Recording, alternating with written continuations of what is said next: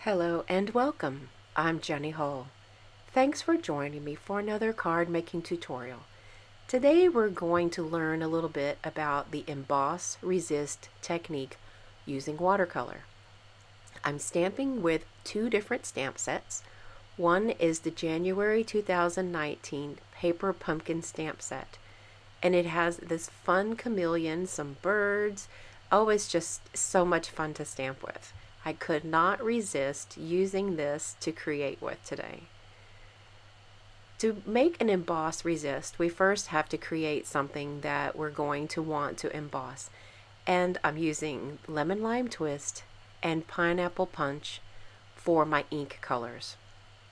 The idea is that I'm going to create some sort of colors that I'm going to trap underneath an embossed image and then color over it. This is a panel of watercolor paper, and I'm using a sponge dauber to apply the ink. The ink needs to be dry before we move on to our next step. First, I prep the paper with an anti-static bag. Mine is called the Embossing Buddy.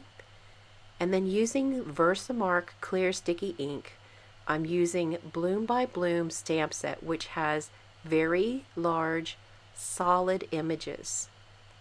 These solid looking flowers are really going to stand out and bring the color that's trapped underneath them to the finished project. If this doesn't quite make much sense, that's okay. We'll explore it as the further we go along. I'm also using one of the very small stamps from Bloom by Bloom, and it's going to give a little more texture. So we have things that appear to be in the foreground and in the background. And these little pops of color are going to really stand out against our project. This is clear embossing powder, and when I'm embossing on watercolor paper, I try to make sure that I am very generous with both sides of the paper. The color that's really going to show on the finished project is purple.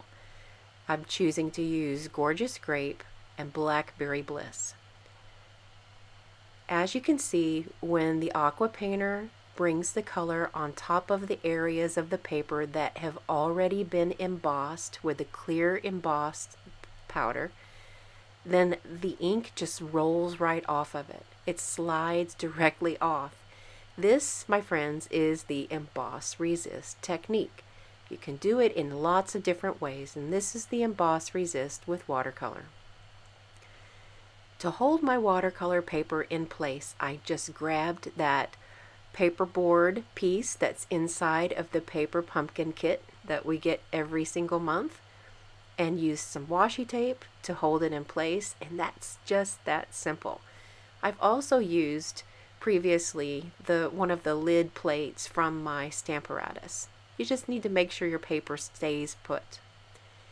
I'm adding more color in after I dried the first layer because I want the purple to really show through. But I also want that purple color to fade up into a much lighter version on the top of the paper.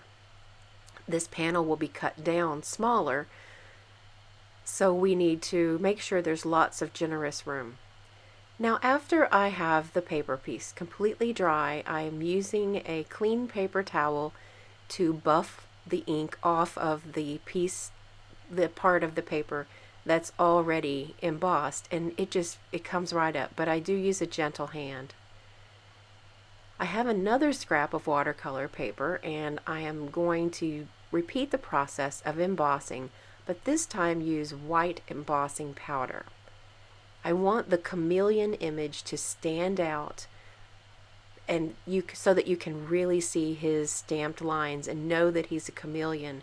But the colors that I'm adding, which are the same colors that went on the panel first, are going to help him be able to blend in with everything else. To cut the panel and a layer, I'm using the new rectangle stitched framelits. This is just a regular piece of Whisper White cardstock, and I'm trying to audition to see how big or how little I would like to have this piece of paper. So I brought my card base in, and I'm comparing what it would look like for a layer and then the panel. Once I figure out exactly where I want to have that placed on the panel, then it's just as simple as die cutting. I really like the stitched look that these framelits give to a panel.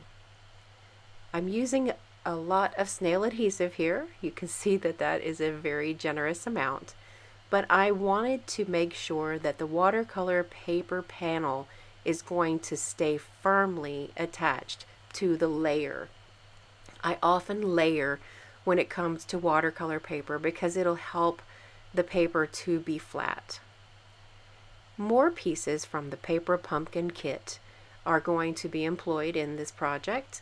I really like how paper pumpkin components will translate over into other projects and have alternative ideas. I'm using the little sentiment holder with Blackberry Bliss ink, and then lots of these mini glue dots. So I'm going to adhere these items directly down to this purple panel. And you can see that the chameleon blends in, but his white embossed lines help him to still be seen. Inside the kit are some really pretty heart elements that work so well in with this design. The inside of the card I wanted to look a little bit more whimsical, so I've taken that chameleon and the same colors of ink in our project and just kind of stamping them around, and it's just going to be a really fun element. When my kids got a look at this chameleon, they both were just howling and screaming with delight. They very, very much like the look of this little guy. Thank you so much for joining me today. This project has a free PDF download on my blog. If you'd like to go and download it, then go to jennyhalldesign.com and just find it in my blog post and click to download it. Thank you so much for joining me today, and I'll see you next time. Thanks for watching the video. Have a good day!